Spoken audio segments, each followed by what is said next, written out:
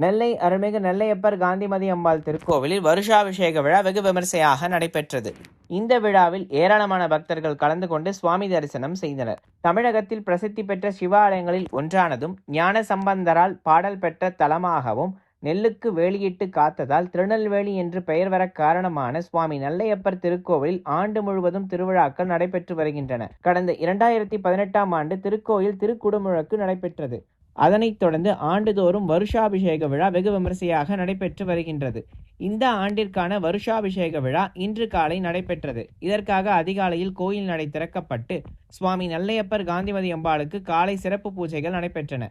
மகா மண்டபத்தில் கலசங்கள் வைத்து யாகங்கள் வளர்த்து பூஜைகள் நடைபெற்றதைத் தொடர்ந்து பூஜிக்கப்பட்ட கலசங்கள் திருக்கோயில் வளாகத்தில் ஊர்வலமாக சுவாமி நெல்லையப்பர் அருள் தரும் காந்திமதி அம்பாள் விமானத்திற்கு கொண்டு வரப்பட்டு பூஜைகள் செய்யப்பட்டு கும்ப நீரால் அபிஷேகம் நடைபெற்றது.